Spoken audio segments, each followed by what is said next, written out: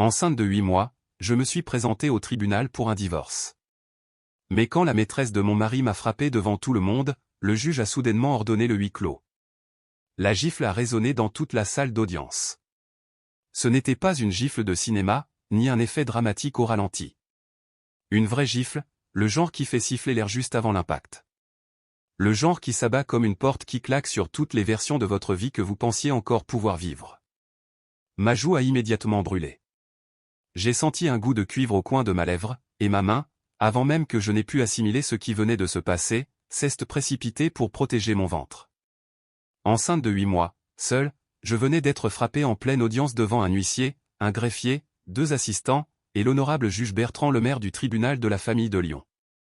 Et mon mari, Alexandre Laurent, a regardé la main de Chloé, la main qui venait d'entrer en contact avec mon visage, et il a ri. Pas fort, pas de manière assez cruelle pour que ce soit évident, juste un petit rire étouffé, expiré, comme si quelqu'un avait raconté une blague que seul lui et Chloé pouvaient comprendre. Ce rire discret et intime dans une pièce pleine de gens qui me regardaient saigner, c'est à ce moment-là que j'ai cessé d'avoir peur de lui. Il faut que je remonte 6 ans en arrière, car rien de tout cela n'a de sens sans connaître le début. Et le début ne ressemble jamais à ce qu'on imagine. C'est toujours comme ça. J'avais 26 ans quand j'ai rencontré Alexandre Laurent lors d'une soirée de mécénat d'entreprise où ma mère m'avait traîné. Elle dirigeait le groupe immobilier Dupont, une entreprise d'investissement immobilier de taille moyenne que mon grand-père avait bâti de rien dans les années 1970. Rien de tape à accent grave-l'œil, mais du solide. Le genre d'entreprise qui possède 12 immeubles de rapport dans l'agglomération lyonnaise, une poignée de beaux commerciaux, et qui s'implique dans les réunions de quartier. Maman voulait que je me fasse un réseau. Moi, je voulais rentrer chez moi et regarder une mauvaise série télé. Alexandre avait 41 ans, ce qui me paraissait d'une sophistication inaccessible à l'époque. Il avait le genre de mâchoire et de vocabulaire qui appartiennent aux hommes à qui l'on répète depuis toujours qu'ils sont exceptionnels. PDG de Laurent Stratégie et AMP, Patrimoine, siégeant au conseil d'administration de 2 hôpitaux pour enfants, il avait fait l'objet d'un portrait dans Éco-Réseau Business l'année précédente pour son mécénat discret. J'aurais dû remarquer, même alors, à quel point il aimait ce mot, discret. Il l'appliquait à tout ce qu'il faisait, comme si une vertu qui n'était pas surveillée ne comptait presque pas. Nous sommes sortis ensemble pendant 8 mois.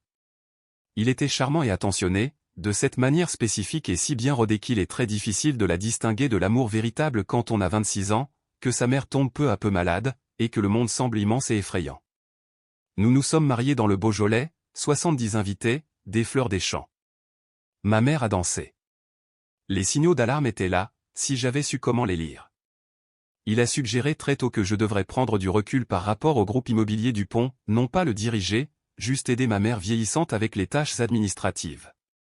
Il a présenté ça comme de l'inquiétude pour moi. Tu es épuisé.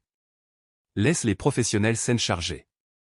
Il m'a présenté un gestionnaire de patrimoine nommé Denis, qui, je le comprends aujourd'hui, était sur la liste de PD Alexandre. Lorsque ma mère est décédée 18 mois après notre mariage, une mort rapide, impitoyable, un AVC suivi de 2 semaines en soins palliatifs, j'étais tellement vidé par le chagrin que j'ai signé tout ce que Alexandre me mettait sous les yeux sans le lire. Je croyais signer des papiers pour la succession chez le notaire. Ce n'était pas le cas. Mais je ne le savais pas encore. Je ne le saurais que 4 ans plus tard. La première fois que j'ai remarqué que quelque chose n'allait vraiment pas juste le Alexandre est froid et difficile, mais un problème structurel, juridique, c'était il y a 14 mois. J'étais enceinte de 5 mois, notre fille donnait ses premiers vrais coups de pied, et j'essayais de mettre à jour les bénéficiaires d'une assurance vie. Le gestionnaire, Denis, avait pris sa retraite.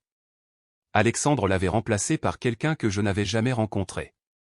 J'ai appelé le nouveau cabinet pour obtenir des documents de base, et ils m'ont dit très poliment que je ne figurais pas parmi les contacts autorisés sur les comptes. Je suis désolé, ai-je dit. Je suis sa femme. Oui, madame. Mais les mandataires sur ce compte sont Monsieur Laurent et une certaine mademoiselle Chloé Mercier. J'ai ri. J'ai supposé qu'il s'agissait d'une erreur administrative. Je me suis répété ça pendant 3 semaines. Puis, j'ai trouvé les reçus d'hôtel dans la sacoche de son ordinateur. Même pas cachés, juste posés là. Une impression pliée. 2 nuits dans un hôtel spa prestigieux à Annecy. Des dates qui correspondaient à un séminaire que Alexandre avait soi-disant fait seul. La chambre avait été réservée sous son nom et le sien.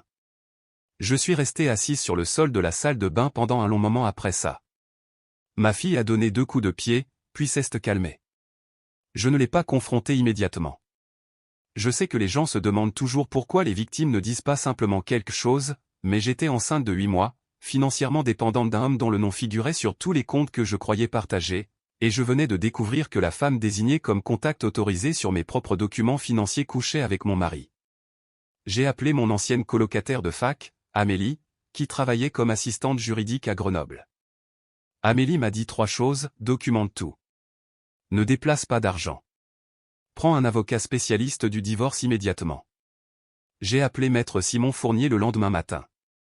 Simon Fournier pratiquait le droit de la famille depuis 19 ans. Son cabinet, dans le Vieux-Lyon, n'avait rien de glamour, c'était un vieil appartement cannu avec des meubles dépareillés et une réceptionniste nommée Béatrice, qui dégageait l'énergie d'une femme ayant tout vu et n'étant impressionnée par rien. Il m'a serré la main, m'a regardé par-dessus ses lunettes de lecture et m'a dit: « Avant que vous ne me racontiez quoi que ce soit, je veux que vous compreniez que votre mari a déjà contacté mon cabinet. » Je me suis figé. Il a appelé la semaine dernière, a précisé Simon. Il a dit qu'il envisageait une procédure de divorce et a demandé quelles étaient nos disponibilités. Il était, je crois, en train de faire le tour des avocats qui pourraient le représenter ou qu'il pourrait empêcher de vous représenter. Est-ce qu'il a le droit de faire ça? Simon a eu un mince sourire. Il a essayé. Nous avons fait une vérification des conflits d'intérêts ce matin avant votre rendez-vous. C'est vous qui nous avez contactés en premier. Officiellement, vous êtes ma cliente. C'est à ce moment-là que j'ai compris l'ampleur de ce à quoi j'étais confronté. Alexandre ne s'était pas contenté de me tromper. Il avait planifié. Il avait commencé à construire l'architecture de ce divorce avant même que je ne sache que le mariage touchait à sa fin. Simon a commencé à éplucher les dossiers. Ça lui a pris 2 mois, une experte comptable nommée Patricia Rousseau, et 3 ordonnances de communication de pièces. Ce qu'ils ont trouvé m'a fait trembler des mains pendant des jours. Le groupe immobilier Dupont, l'entreprise de ma mère, mon héritage, ce que mon grand-père avait mis 40 ans à construire, avait été transféré via un document frauduleux portant ma signature dans une holding écran appelée Apex Dupont Holding SARL, enregistrée au Luxembourg. Unique gérant associé, Alexandre François Laurent. La signature sur le document de cession était datée de 11 jours après l'enterrement de ma mère. Ce n'est pas ma signature, ai-je dit à Simon. Il a hoché la tête. Il le savait déjà. Il travaillait avec une experte en graphologie, le docteur Valérie Marchand, qui comparaissait des signatures depuis 22 ans. Et le docteur Marchand avait déjà soumis un rapport de 12 pages, concluant que la signature était un faux réalisé par calque. Il a volé l'entreprise de ma mère, ai-je dit. Oui, a répondu Simon. Il n'a pas essayé d'atténuer la chose. Et nous allons la récupérer. L'audience était fixée à un jeudi d'octobre. J'étais à 34 semaines de grossesse. Mes chevilles avaient la taille de melon, et j'avais développé cette fatigue spécifique qui ne vient pas de l'effort physique, mais d'une peur constante et écrasante. La veille, Simon m'a appelé à 21h47. J'ai besoin que vous m'écoutiez attentivement, Matt, et il dit. L'équipe des Alexandre a déposé une requête à minuit. Il invoque un conflit d'agenda pour leur avocat principal. Le greffe l'a accepté. Ils ont complètement chamboulé le rôle de l'audience. Qu'est-ce ce que ça veut dire? Ça veut dire que votre audience est maintenue, mais que je risque de ne pas pouvoir arriver à temps. Ils vont plaider la confusion procédurale. C'est une tactique pour gagner du temps. Est-ce que je peux reporter? Simon est resté silencieux un instant. Céline, si vous reportez, Alexandre s'en servira. Il a déjà déposé des conclusions insinuant que vous êtes psychologiquement instable et inapte. Il a 3 témoins prêts à l'attester. Si vous ne vous présentez pas, c'est lui qui contrôle le récit de l'histoire. D'accord. Je suis resté éveillé jusqu'à 3h12 du matin, la main sur mon ventre.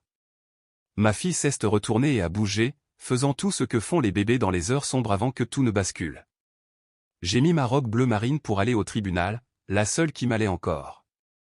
J'ai mis les boucles d'oreilles en perles de ma grand-mère parce que j'avais besoin de sentir que quelqu'un de redoutable me soutenait, même symboliquement. J'ai conduit jusqu'au tribunal judiciaire de Lyon et je me suis assise dans la salle 7 à 8h45. La chaise de Simon était vide. Alexandre est arrivé à 9h02 avec une équipe de 3 avocats et Chloé Mercier à son bras. Elle portait un blazer crème et ce sourire particulier des femmes qui croient avoir déjà gagné.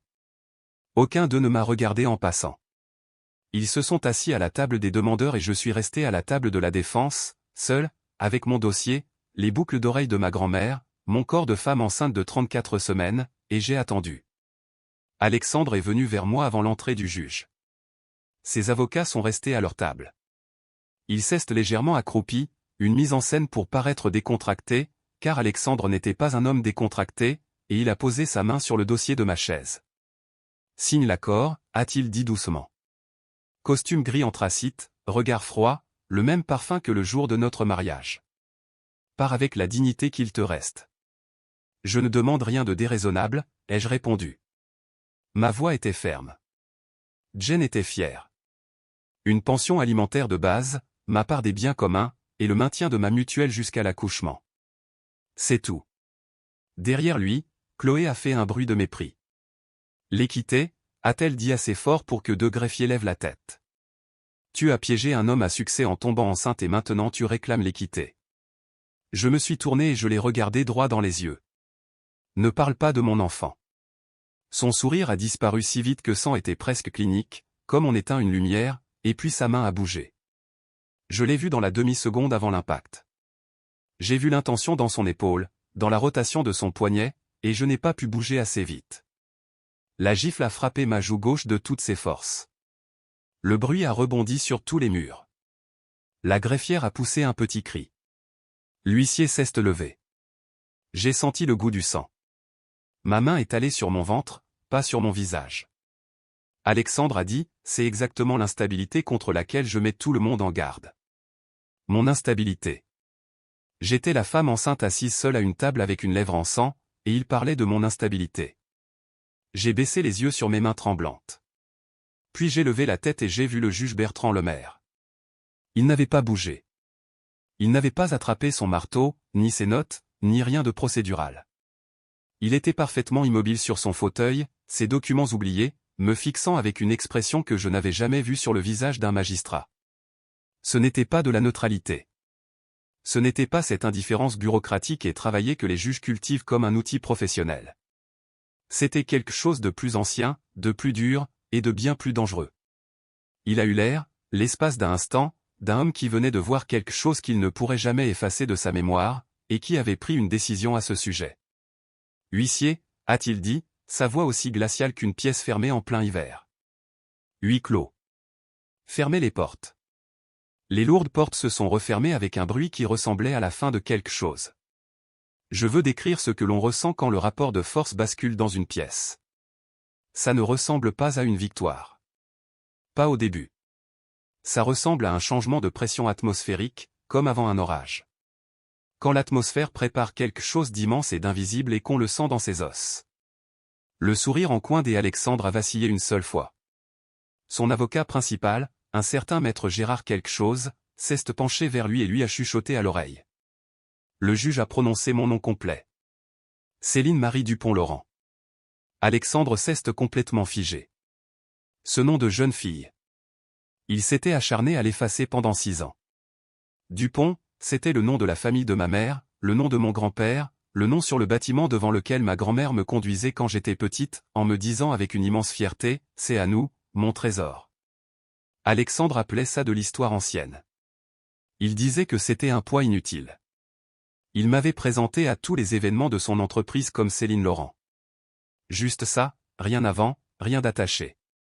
Je l'avais laissé faire. Je comprenais maintenant pourquoi il en avait eu besoin. Monsieur Laurent, a dit le juge Lemaire, êtes-vous au courant de la requête en urgence déposée auprès de ce tribunal à 7h15 ce matin? L'avocat d'Alexandre s'est levé. Monsieur le juge, l'épouse de mon client a fait preuve d'un schéma récurrent d'instabilité émotionnelle. Je ne vous ai pas demandé votre avis, a coupé le juge. Asseyez-vous. Le silence est tombé avec la violence d'un mur qui s'effondre. En 19 ans de barreau, je ne sais pas si maître Gérard quelque chose s'était déjà fait dire de s'asseoir avec cette intonation particulière. Il s'est assis. Monsieur Laurent, la requête. Monsieur le juge, a dit Alexandre prudemment. Il avait retrouvé un peu de contenance. Il était très doué pour retrouver sa contenance. C'était l'une des choses que j'avais admirées chez lui autrefois. Je n'ai pas connaissance d'une quelconque requête en urgence. Mon équipe s'est préparée pour une audience standard. Le juge a pris un document dans un dossier qui n'était pas sur son pupitre quand nous sommes entrés. Il a lu à voix haute. Il a lu pendant 11 minutes. Je sais que ça a duré 11 minutes parce que j'ai compté. J'ai compté parce que c'était la seule chose qui m'empêchait de m'effondrer. Il a lu des dossiers médicaux. Mon dossier de suivi de grossesse plus précisément, y compris les notes de ma gynécologue obstétricienne, le docteur Leila Benali, qui avait signalé des marqueurs de stress élevés lors de 4 de mes 6 derniers rendez-vous et avait consigné dans ses notes cliniques que je m'étais présenté à mon rendez-vous du 7e mois avec des ecchymoses sur le bras gauche, cohérentes avec la pression d'une poigne forte. Je lui avais dit que je m'étais cogné contre un encadrement de porte. Elle avait écrit « Explication de la patiente incohérente avec le type de blessure, suspicion de violence conjugale, à surveiller ». Il a lu des relevés bancaires.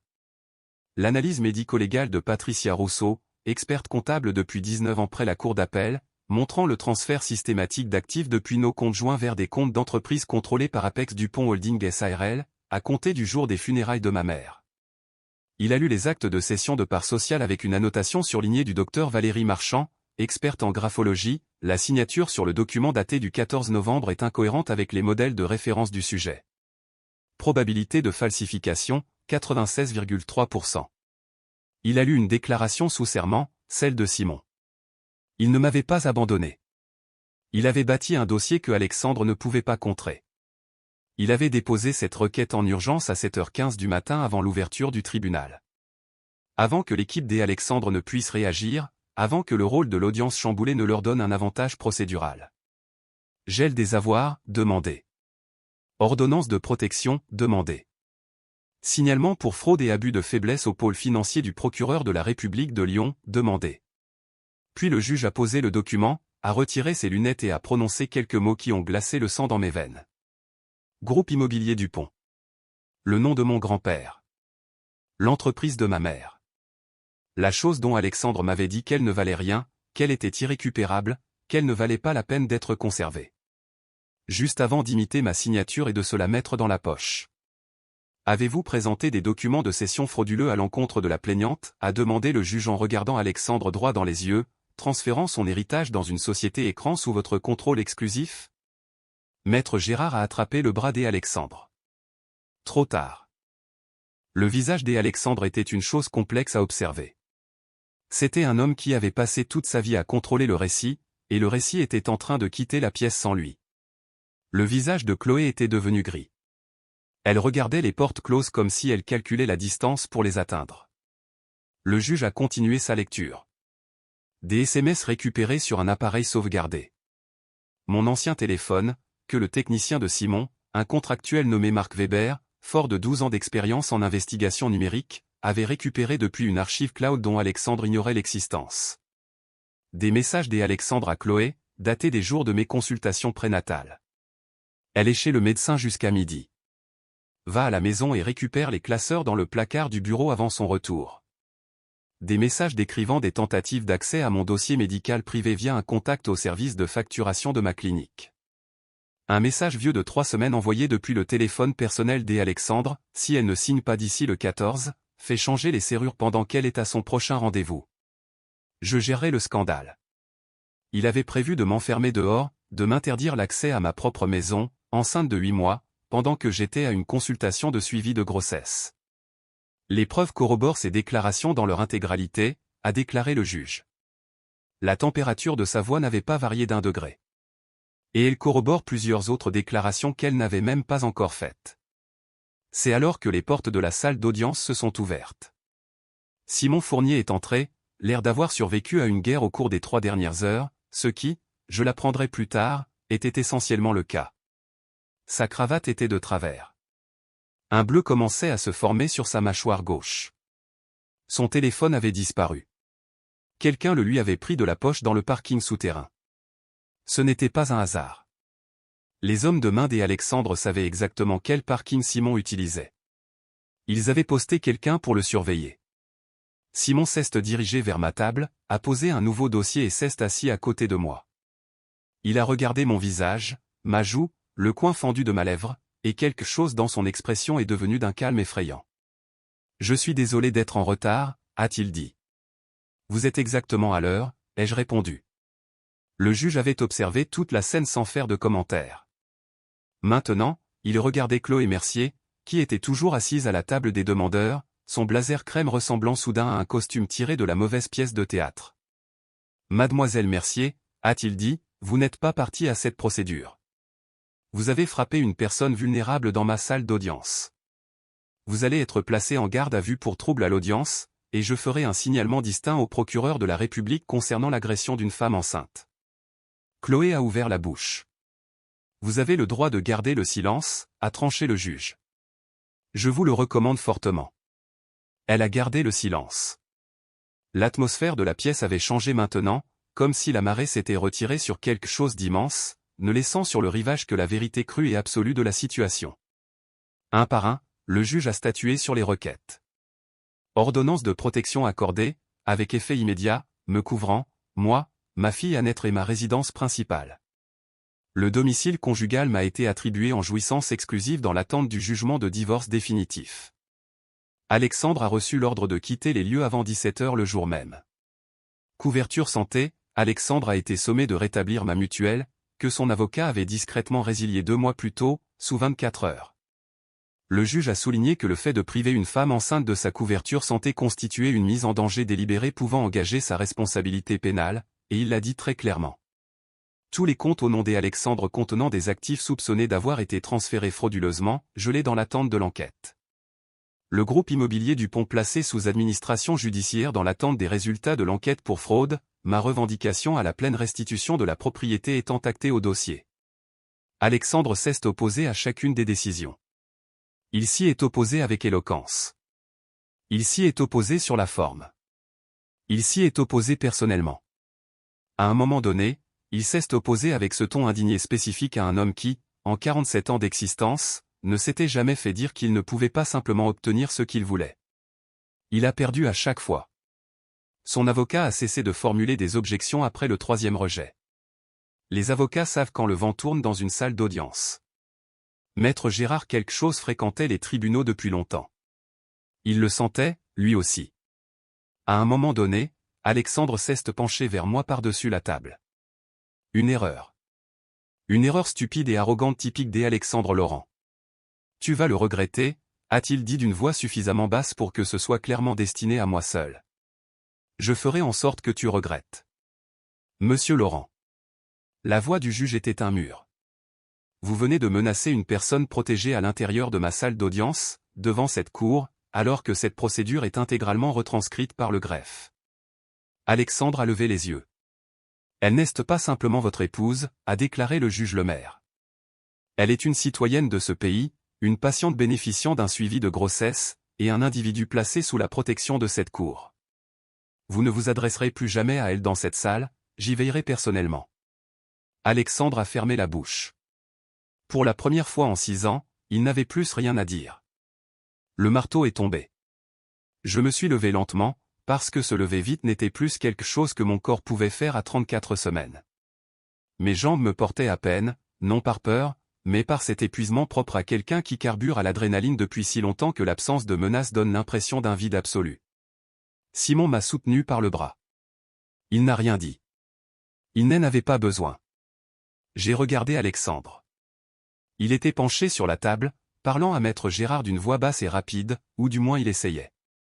Maître Gérard lisait quelque chose, un document que son propre avocat collaborateur venait de lui tendre, et il le regardait avec l'expression d'un homme qui vient de marcher sur un clou et qui n'a pas encore décidé s'il devait le retirer.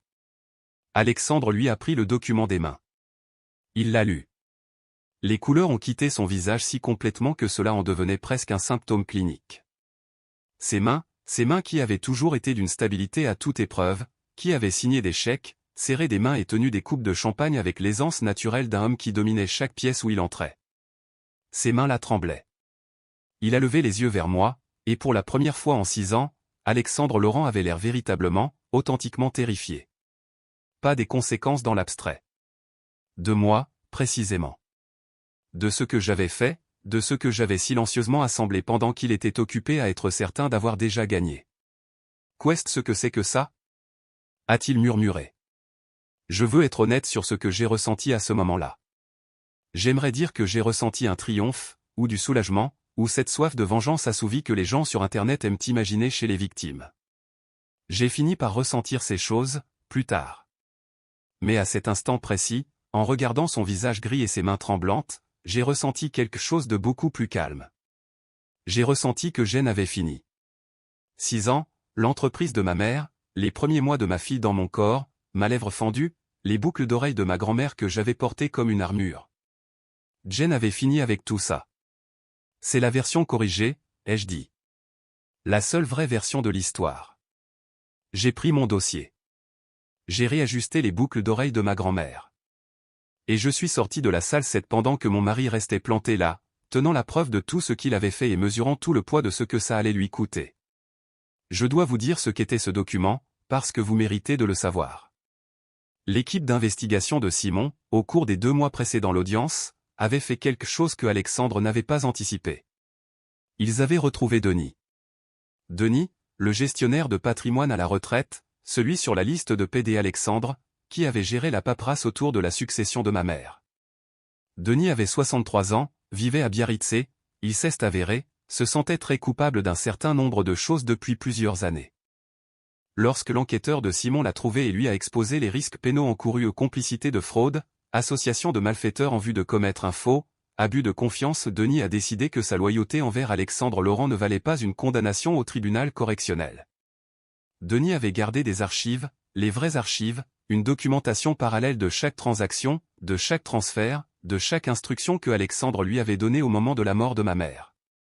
Il les avait gardées, a-t-il expliqué à l'enquêteur de Simon, parce qu'il était le genre d'homme à avoir toujours besoin d'une porte de sortie. Même s'il espérait ne jamais avoir à s'en servir, il en avait besoin. Le document que Alexandre tenait dans la salle d'audience était la déposition complète et signée de Denis, 41 pages avec les pièces jointes, versées au dossier de la cour ce matin-là. Elle couvrait tout, le transfert frauduleux, la société écran au Luxembourg, les instructions que Alexandre avait données à Denis concernant le calendrier des documents pour que cela coïncide avec mon deuil. Un email précis, daté de 2 jours après les funérailles de ma mère, dans lequel Alexandre écrivait « Elle ne lira rien attentivement pendant au moins 1 mois. » Avancez sur le dossier. Cet email deviendrait plus tard la pièce à conviction dans l'enquête du pôle financier du parquet de Lyon. Alexandre a été mis en examen 14 semaines plus tard pour fraude, faux et usage de faux, et abus de biens sociaux. Il a fini par accepter une comparution sur reconnaissance préalable de culpabilité, CRPC, écopant en plus de dommages et intérêts colossaux d'une peine de prison avec sursis assortie de 3 ans de mise à l'épreuve, et d'une interdiction définitive d'exercer toute fonction de direction ou de gestion d'entreprise pendant 7 ans. Le groupe immobilier Dupont m'a été restitué dans son intégralité, les immeubles que mon grand-père a construits, les baux commerciaux, les bilans trimestriels que ma mère apportait sur la table de la cuisine, absolument tout a été remis à mon nom. Chloé Mercier a plaidé coupable pour violence volontaire n'ayant pas entraîné d'incapacité de travail. Elle a été condamnée à des travaux d'intérêt général et à une amende.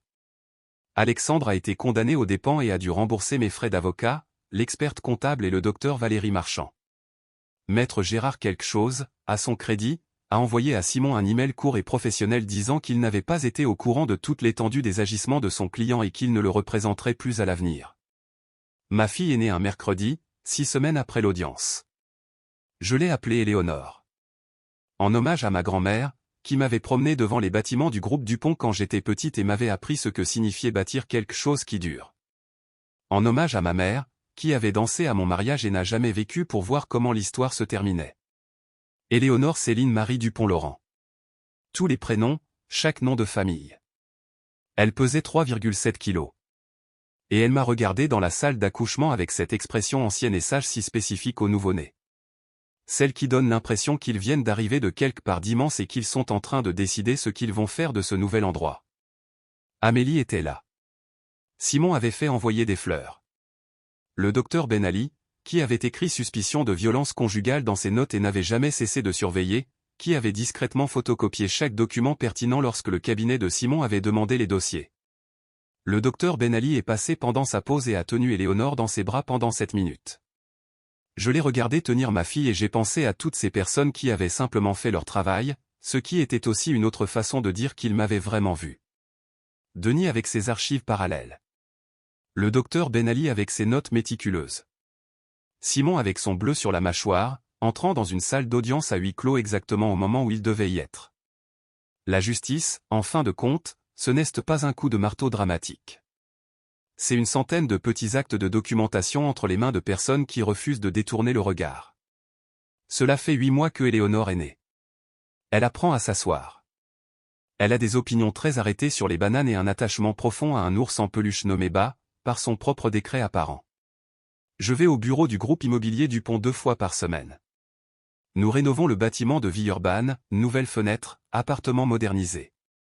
Le genre de travaux qui coûtent de l'argent à court terme mais qui durent 30 ans. Mon grand-père aurait approuvé. Ma mère aurait fait un immense tableau Excel, aurait argumenté sur chaque ligne de dépenses, puis l'aurait approuvé quand même. Ils me manquent tous les deux constamment. Alexandre est quelque part à Paris. Je ne le traque pas. Je n'en ai pas besoin. Aux dernières nouvelles, il faisait du consulting en toute discrétion, comme il l'a toujours préféré, pour un cabinet de taille moyenne qui ignorait son passé, ou le savait et s'en moquait. Ça arrive. Le monde est vaste, et les hommes riches et puissants trouvent souvent des atterrissages plus en douceur que ce qu'ils méritent. Mais le groupe immobilier Dupont est à moi. Éléonore est à moi. Mon nom, en entier, chaque syllabe que ma famille m'a donnée, est à moi. Il a perdu tout ce qu'il m'avait volé. À la fin, il n'a même pas pu cacher la peur sur son propre visage. Et moi, je suis sorti de cette salle d'audience, enceinte de 8 mois, avec mes boucles d'oreilles en perles, ma lèvre fendue et ma main sur mon ventre. Je suis sorti de là comme quelqu'un qui a toujours su exactement qui elle était. C'est juste qu'il n'avait pas fait attention.